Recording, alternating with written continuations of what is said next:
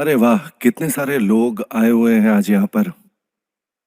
अ, आप में से कुछ लोग ऐसे हैं जो खुद से यहाँ पर आए होंगे, पर मुझे लगता है कि कुछ लोग ऐसे भी हैं आज यहाँ, जो बार-बार किसी के बोलने के बाद आज यहाँ पर आए हुए हैं। लेकिन इन लोगों ने अंदर ही अंदर अपने दिमाग में ये बात सोच के रखी हुई है कि ना तो वो लोग कोई प्रोडक्ट खरीदेंगे और ना ही वो ये बिज़नेस करेंगे। मुझे ऐसा लगता है कि उनका दिमाग जो है वो काफ़ी सीमित है इस वक़्त। मैं ये बात कुछ लोगों के चेहरे के हाव-भाव को देखकर समझ सकता हूँ, पर आपको इतनी फ़िक्र करने की ज़रूरत है ही नहीं। दरअसल एमएलएम या नेटवर्क मार्केटिंग की समाज में बहुत ज़्यादा अच्छी छवि है ही नहीं। फिर भी कोरिया जैसे देश ने ऐसे बिज़नेस को लीगल बिज़नेस की मान्यता दी हुई है, क्योंकि लोगों का ये मानना है कि ये बिज़नेस जो है, ये नेशनल इकोनॉमी को मजबूत कर सकता है और मदद कर सकता है। देखिए 1992 में मैं सबसे पहले ऑस्ट्रेलिया गया था कुछ ऑटो पार्ट्स बेचने के लिए और यहाँ पर मैंने सबसे पहली बार अपने एक दोस्त के ज़रिए एमएलएम बिज़नेस के बारे में सुना था। जब मैंने सबसे पहली बार नेटवर्क मार्केटिंग के बारे में उससे सुना तो ये मेरे को ऐसा लगा सबसे खूबसूरत मार्केटिंग प्लान है इस दुनिया का। बाद में मैंने इसके बारे में किताबें पढ़ी और सबने एमएलएम को इसी तरह डिस्क्राइब किया हुआ था। सारे किताबों में रोजमर्रा की चीजों के बारे में बताया गया था और आप इसको इसीलिए खरीदेंगे क्योंकि ये कम कीमत में है और बहुत अच्छे हैं। आप इसके बारे में दूसरे लोगों को भी बताएंगे और वो भी इसे खरीदेंगे और इस्तेमाल करेंगे। वो दूसरा इंसान फिर और लोगों को जाकर बताएगा कि ये कितने अच्छे प्रोडक्ट है और कितने किफायती हैं ये प्रोडक्ट। इसी तरह से ये चीज निरंतर आगे बढ़ते बढ़ते एक दिन एक बड़ा कंज्यूमर ग्रुप तैयार कर देगा, क्योंकि ये कंज्यूमर ग्रुप बिना टीवी एड के या बिना न्यूज़पेपर एड के प्रोडक्ट खरीदता है। आपको इसके लिए कमीशन मिलता है क्योंकि आपने इसका प्रचार किया है। इन किताबों में नेटवर्क मार्केटिंग की इसी खासियत के बारे में बात की गई थी। सच कहूं तो मैं नेटवर्क मार्केटिंग नहीं करना चाहता था, क्योंकि मेरी बीवी ने इसके लिए मना किया था। क्योंकि मेरी प्रिय बीवी इसके खिलाफ थी, तो इसलिए मैं एमएलएम का बिजनेस नहीं करना चाहता था। मैं अपनी बीवी की बात हमेशा सुनता हूँ।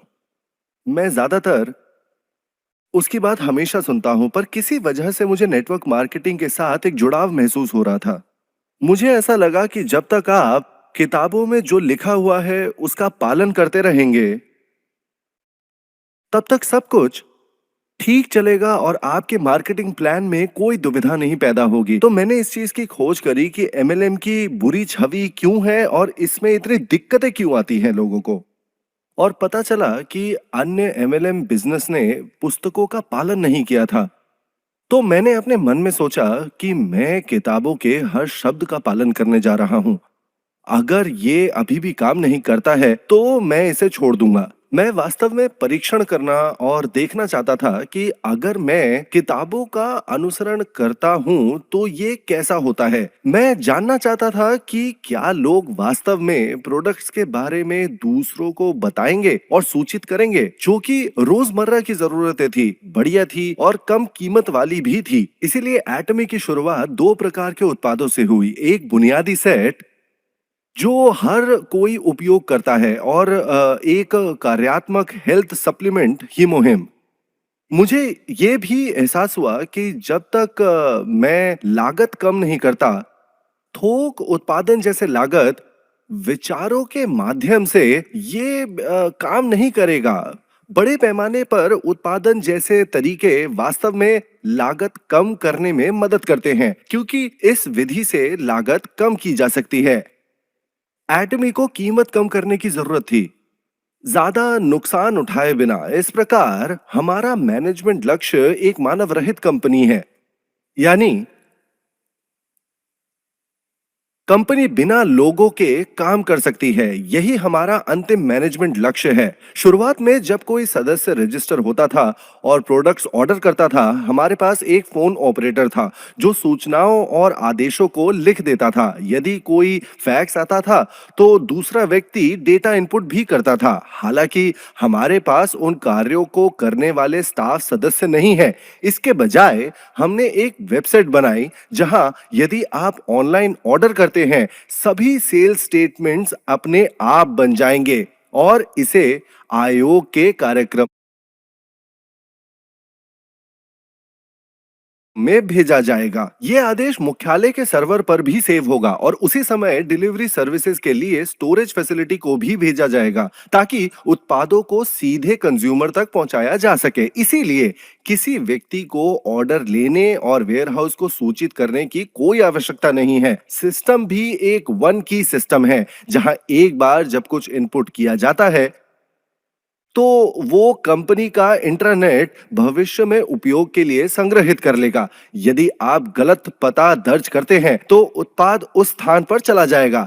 यदि आपने कुछ गलत टाइप किया तो उत्पाद उसी गलती के साथ ही आएगा, क्योंकि आप अपने एड्रेस के लिए जो भी टाइप करेंगे सिस्टम उसे उसी तरह सेव करेगा। मूल रूप से जब आप इसे वेयरहाउस में अपने घर से ऑर्डर करते हैं तो आप अपनी डिलीवरी स्लिप को स्वचालित रूप से प्रिंट कर रहे हैं। अब जब आप कोई ऑर्डर देते हैं वह केवल एक बार किया जाता है। एक बार उत्पाद बन जाने के बाद सिस्टम को प्रोग्राम किया गया है कि उसे मुख्यालय की जगह डिलीवरी वेयरहाउस में भेजना है। डिलीवरी वेयरहाउस पर एक उचित स्टॉक राशि निर्धारित की जाएगी और उत्पादन का प्रभारी व्यक्ति उस स्तर से मेल खाने के लिए उत्पादन को व्यक्तिगत रूप से समायोजित करेगा। इसीलिए उत्पादन लाइन को बताने के लिए किसी की जरूरत नहीं है कि क्या करे या अधिक ऑर्डर के लिए अनुरोध करे। ये सिस्टम इसीलिए बनाया गया था ताकि ये काम कर सके सिर्फ चंद लोगों के जरिए, क्योंकि उत्पादों को एक स्थान से दूसरे स्थान पर ले जाने का अर्थ है अधिक लागत। अब इन लागतों को कौन वहन करेगा? अनिवार्य रूप से कंज्यूमर ही है जो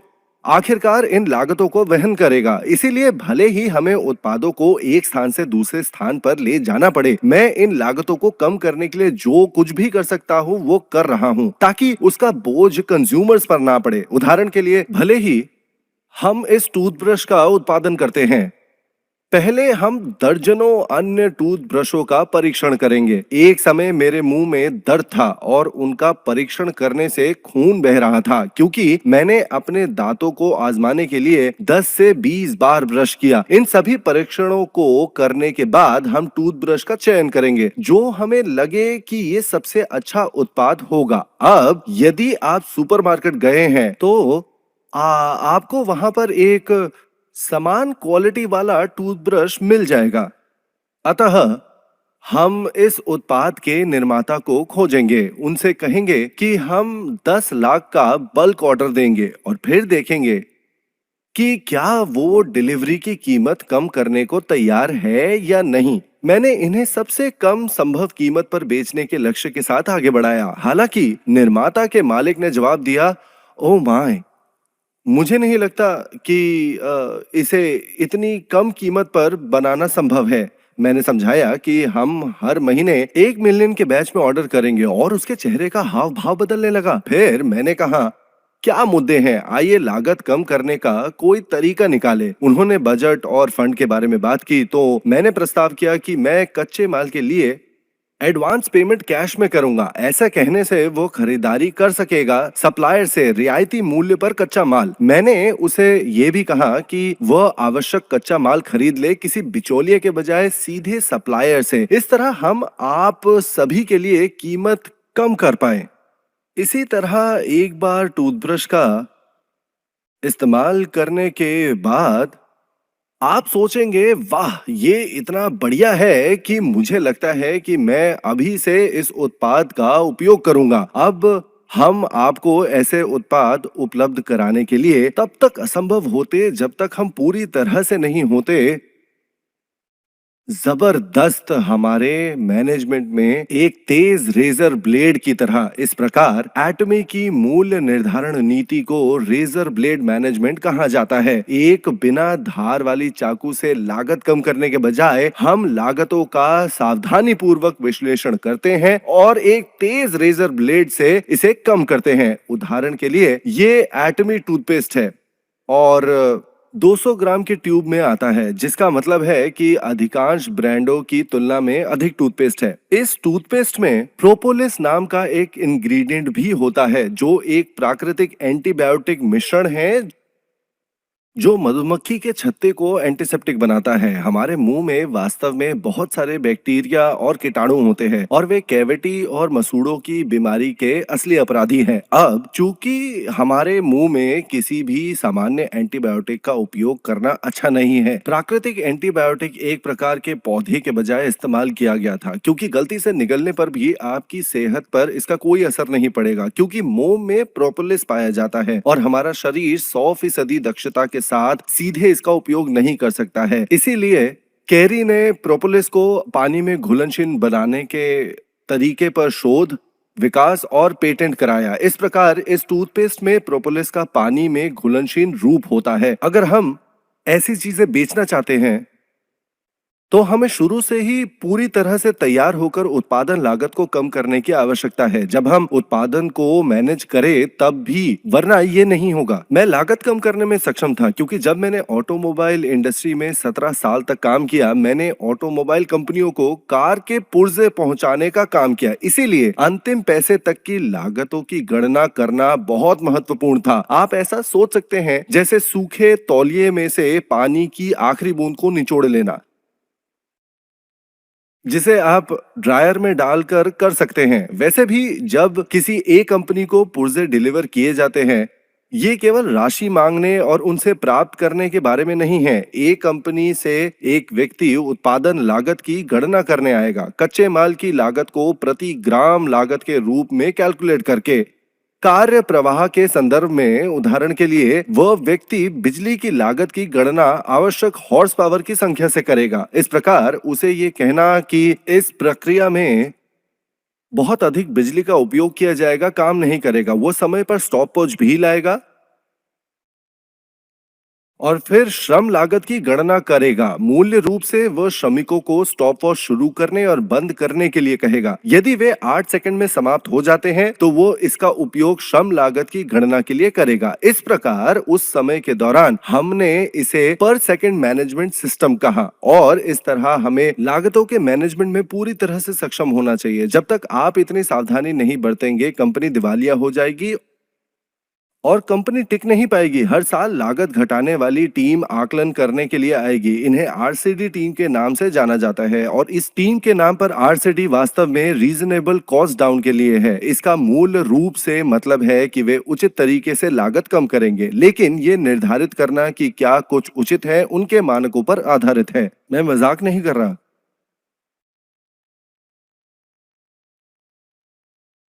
चलिए, बीच में थोड़ा हंस के अच्छा लगा। वैसे भी मैंने 17 साल तक दिन ब दिन यही किया था। कॉस्मेटिक बाजार के बारे में आप क्या सोचते हैं? क्या ये सूखे तौलिए के समान है? नहीं, ये गीले बाल्टी में से तौलिया निकालने के जैसा है। यही है कॉस्मेटिक इंडस्ट्री की हकीकत, क्योंकि सौंदर्य प्रसाधनों की उत्पादन लागत बहुत कम है। इस प्रकार वे विज्ञापन के कारण लगभग 30% और पैसा जोड़ देते हैं। अन्य 30 से 40% डिपार्टमेंटल स्टोर की फीस के कारण जुड़ जाती है। अंत में कीमत बहुत ज्यादा बढ़ जाती है। तो कुछ रुपए बचाने का क्या मतलब है जब कोई चीज जिसको बनाने में केवल 10 रुपए का खर्च आता है, उसे 100 रुपए या 200 रुपए में बेचा जा रहा है।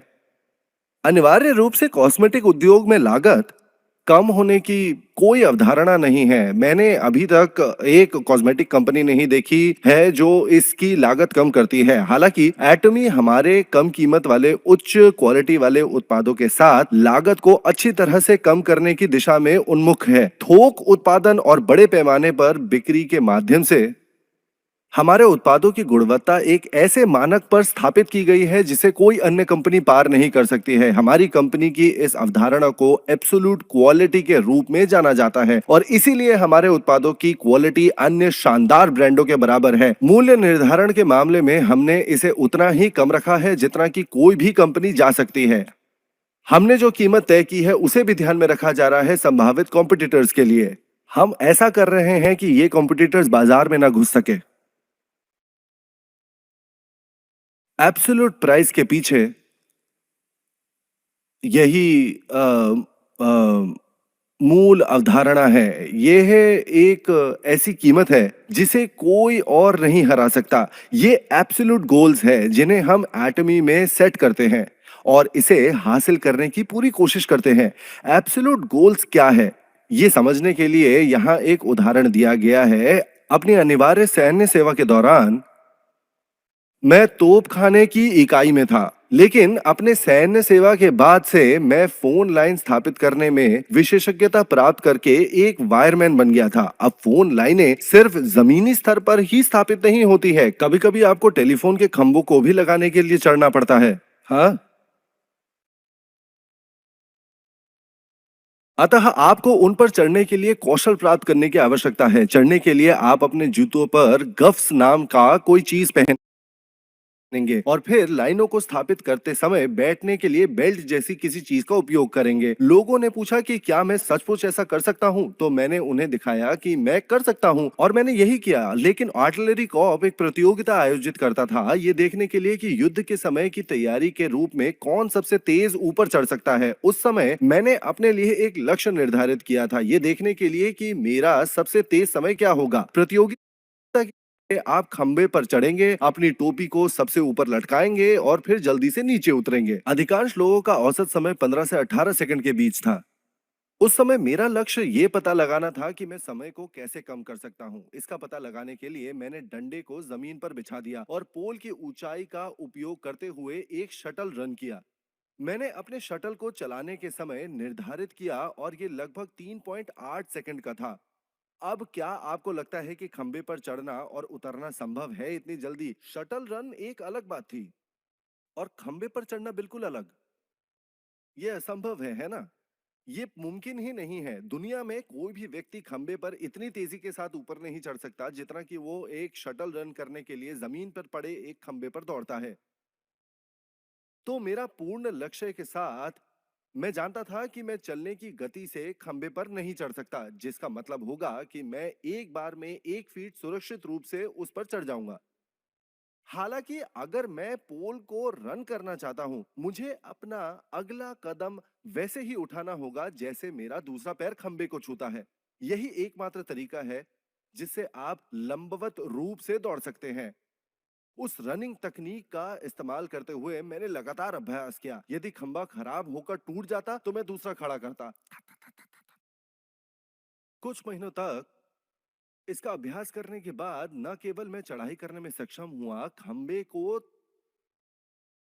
तेजी के साथ ऊपर और नीचे करना और कुछ मांसपेशियां भी हासिल कर ली मैंने। अंत में मैं इसे 3.8 सेकंड में करने में सक्षम था। एटमी के साथ भी मैंने एक निरपेक्ष लक्ष्य निर्धारित किया है जहां मैं उस उत्पाद की कीमत तय करूंगा जिसे कोई हरा नहीं सकता। इस लक्ष्य को प्राप्त करने के लिए मैंने एक विस्तृत योजना बनाई थी। अगर मैं लक्ष्यहीन रूप से कीमत कम कर देता तो ये काम नहीं करता। हालांकि भले ही आप एक निरपेक्ष लक्ष्य निर्धारित करते हैं, ये तब तक व्यर्थ होगा जब तक आप लगातार सही प्रयास नहीं करते।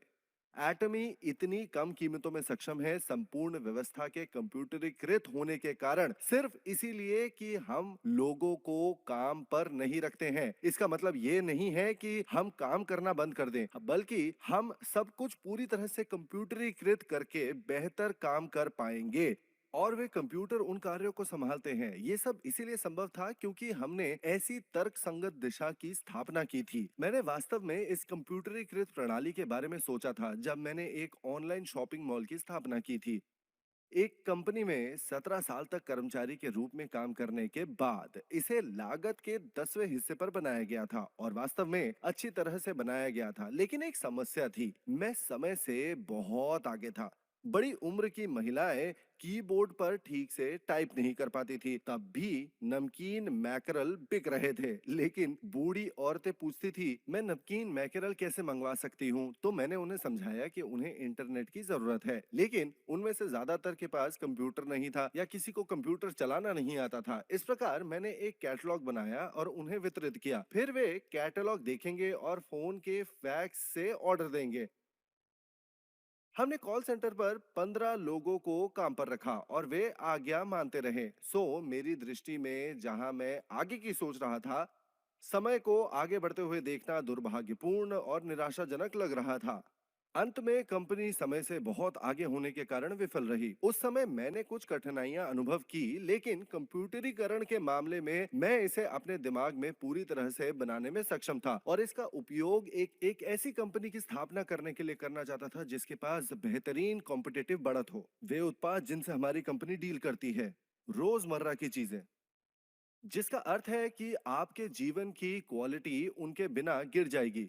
यहाँ ये उत्पाद जैसे सौंदर्य प्रसाधन को पहली लग्जरी उत्पाद माना जाता था। हालांकि आजकल सौंदर्य प्रसाधनों को दैनिक आवश्यकता माना जाता है ना? यदि मुझे और मेरी पत्नी को बाहर जाना पड़े और हमारे पास समय ना हो, क्या आपको लगता है कि वो खा रही होगी या श्रृंगार कर रही होगी? वो खाने के बजाय अपना श्रृंगार कर रही होगी। इसे देखने के बाद मुझे एहसास हुआ कि महिलाओं के लिए खाने से ज्यादा जरूरी है मेकअप करना। इस प्रकार जब तक ये रोजमर्रा की चीजें जैसे कि डिटर्जेंट उच्च क्वालिटी और कम कीमत के हैं, वे अच्छी तरह से बिकेंगे। हम इस प्रकार के उत्पाद ले जाते हैं। आप में से कुछ यहाँ सोच रहे हैं, ओ माय, ये एक एमएलएम कंपनी है, मैं अभी जाकर सुनूंगा। परंतु मैं इस प्रकार का काम नहीं करने जा रहा हूं। मैं कभी भी नेटवर्क मार्केटिंग में हिस्सा नहीं लूंगा। आप अपने दिल और कान इस तरह बंद कर सकते हैं। हालांकि बस इतना जान ले कि एटमी सभी को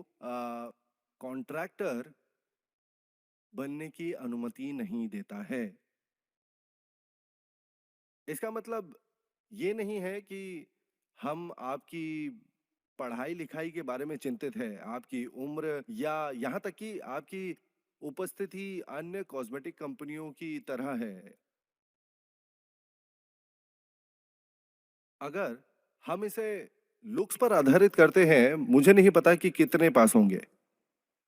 वैसे भी एटमी लुक्स की परवाह नहीं करता। क्या राहत है ना? कॉन्ट्रैक्टर होने के लिए एटमी की एक शर्त है, यदि आप ऐसी जगह जानते हैं जहां ये उत्पाद बेहतर क्वालिटी और कम कीमत के हों, या आप कॉन्ट्रैक्टर ना होते हुए भी उन्हें नहीं खरीदते, तो आपको एटमी में कॉन्ट्रैक्टर नहीं बनना चाहिए। अगर आपने किया भी तो आपके लिए सफल होना मुश्किल होगा, क्योंकि अगर आप उन उत्पादों को बेचने की कोशिश करते हैं जिनका आप उपयोग नहीं करते हैं और दूसरों को समझाने की कोशिश करें कि ये पैसे के लिए बढ़िया और कम कीमत वाला है, तो तुम्हारा जमीर ही तुम्हें खाएगा और काम नहीं करने देगा। अब किस प्रकार के लोग इस बिजनेस में सफल होंगे? वे जो एटमी टूथब्रश और टूथपेस्ट खरीदेंगे या सौंदर्य प्रसाधन क्योंकि वो बेहतर था और इसीलिए नहीं क्योंकि वो ठेकेदार थे। इन लोगों को लगेगा कि उन्हें किसी प्रकार का लाभ मिला है बस खरीदने और एटमी उत्पादों के उपयोग द्वारा, डिटर्जेंट की तरह। यदि आपको लगता है कि इन उत्पादों को खरीदना और उपयोग करना बेहतर है, तो आपको ये बिजनेस करना चाहिए, क्योंकि वे दूसरों की तुलना में बेहतर क्वालिटी और कम कीमत के हैं। यदि आप इस बिजनेस को उन विचारों के साथ करते हैं तो आप सफल होंगे, क्योंकि आप उत्पादों के बारे में आत्मविश्वास से बात करने में सक्षम हैं, भले ही दूसरों ने इसके बारे में आपके मुंह से सुनकर अस्वीकार कर दिया हो। आपको सोचने में सक्षम होना चाहिए। न सुनने के लिए ये आपका नुकसान है। आपको इसके लिए शर्मिंदा नहीं होना चाहिए। हालांकि यदि आपके द्वारा किसी महंगे और खराब उत्पाद के बारे में समझाने के बाद आपको अस्वीकार कर दिया जाए तो आप शर्मिंदा होंगे, है ना? तब आप सोचने लगते हैं, मुझे एक अमीर आदमी से शादी करनी चाहिए थी। पुरुष दूसरे लोगों की पत्नियों के बारे में सोचने लगते हैं जो घर में पैसा लाती है, और आश्चर्य कीजिए कि उन्हें इतनी देर से काम क्यों करना पड़ता है। चारों ओर की जमीन रास्ता दे देती है और वो हर बात पर नाराजगी जताने लगते हैं, क्योंकि उन्हें सिफारिश करने की कोशिश से चोट लगी है। इतना महंगा खराब उत्पाद और फिर इसके लिए रिजेक्ट हो जाना। फिर भी यदि आप एक बढ़िया और कम कीमत वाले उत्पाद की सलाह देते हैं, ये अलग होगा, क्योंकि आप आश्वस्त होंगे। आप सोचेंगे, यदि आप उपयोग नहीं करना चाहते हैं तो ठीक है, क्योंकि अन्य लोग करेंगे।